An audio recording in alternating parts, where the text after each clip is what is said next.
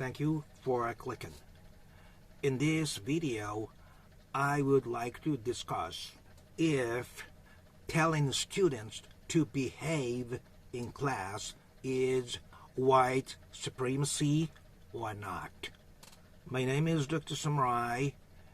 I am hoping this video would help you to deepen your understanding of underlying mechanics of what is happening around the world for you to attain true happiness on this planet Earth.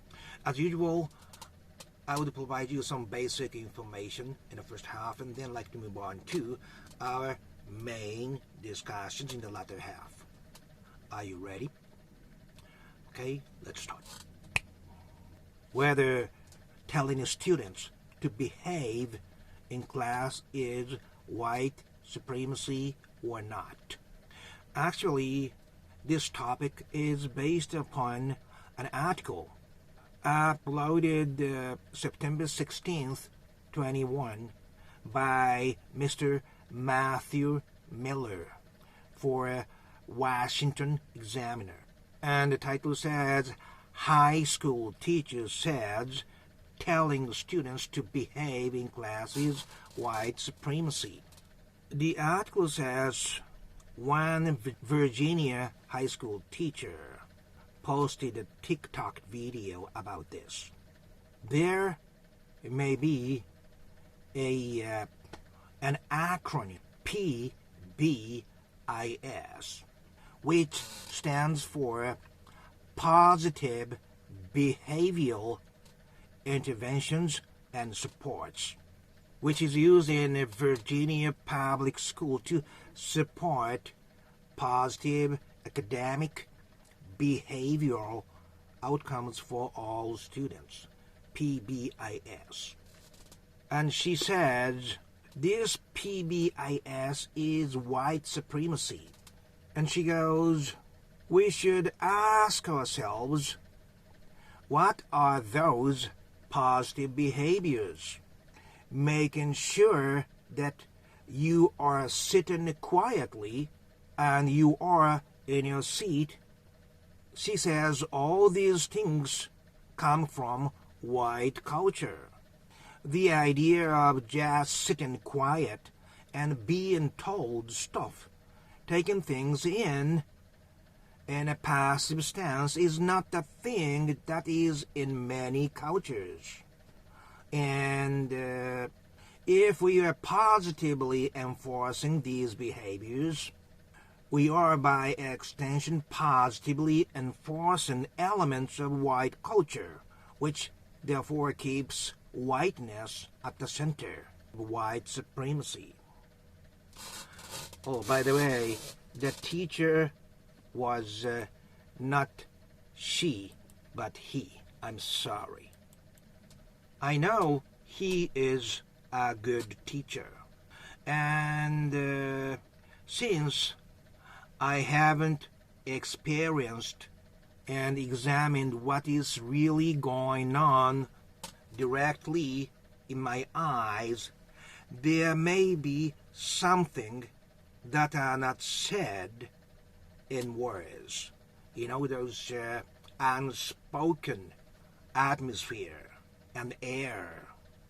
But based upon the information in this article, as an international social pathologist with the teaching experience of 35 years, I cannot say this represent white supremacy only with the information that I see in this article.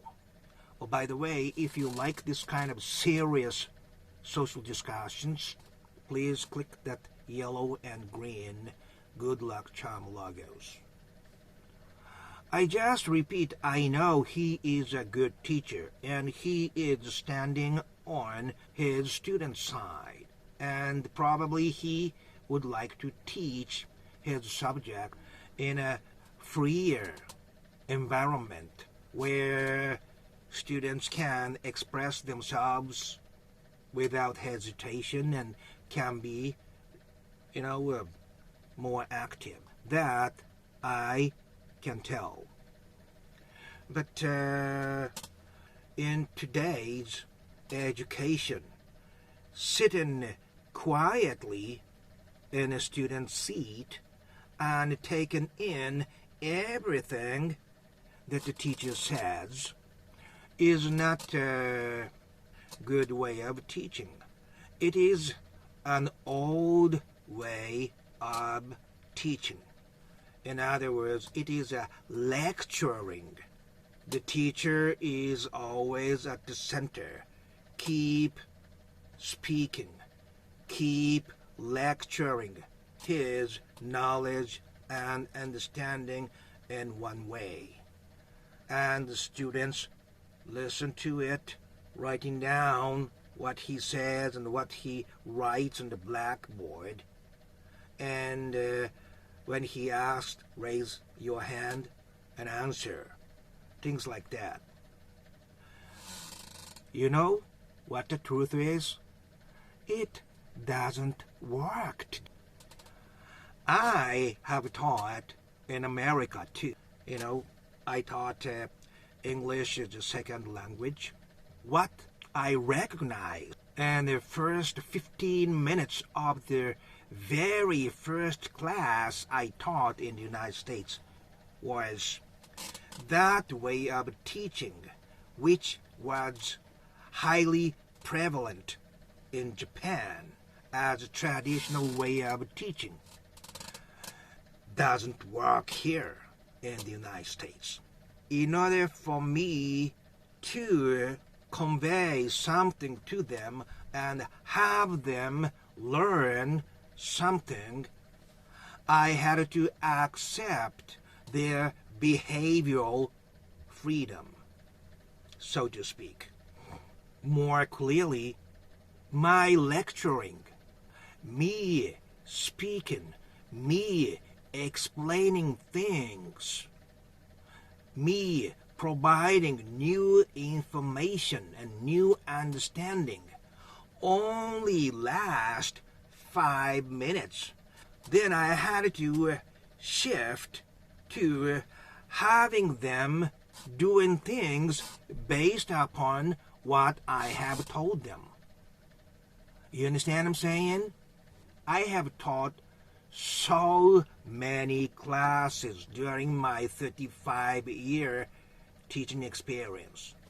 When I was an instructor at a preparatory school to prepare students to enter good university, it was kind of status to collect many students in my class, for which they have to pay, And I think I have taught in front of 500 students and stuff. But that era is even over in Japan. You know why? Because of the capitalism. You don't understand what I'm talking about, right? Capitalism promotes individual interest. Individual interest. That's why when we fly today, most airlines provide you the personal screen. And you can play music, you can play games, you can watch movies personally, right in front with the small screen right in front of you. Long ago, you remember, right? We watched a bigger screen on the wall. And sometimes we couldn't see the scene if somebody very big and tall is sitting in a row right in front of the screen. And we put the headphone earplug and listen to the voices of what's going on in the movie, right? But now each passenger has their own personal screen because capitalism advanced further and reached the stage in which to have to meet with each individual's interest, have to provide individual care to get profit. Society in general is running. It is impossible to force old way of lecturing where the students sitting quietly in their seat because they know what's going on outside the world. So those who lecture, they're having a very difficult time teaching. Some because of the negative reactions, negative and passive reactions from the students, quit teaching. Those who cannot meet the needs of the students must leave. That's what it is now.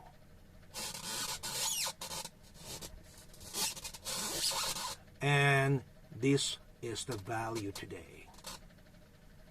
Though I don't know, they may have something else in a Virginia school system which I do not know because I have never taught there. But based only on what is written in this article, it is not white supremacy to force students to sit quietly in their seat and listen to teacher lecturing and taking in whatever they teach. Ask questions by raising hands, answering when you are appointed to. That's an old way. Doesn't work anymore in most of the capitalistic countries.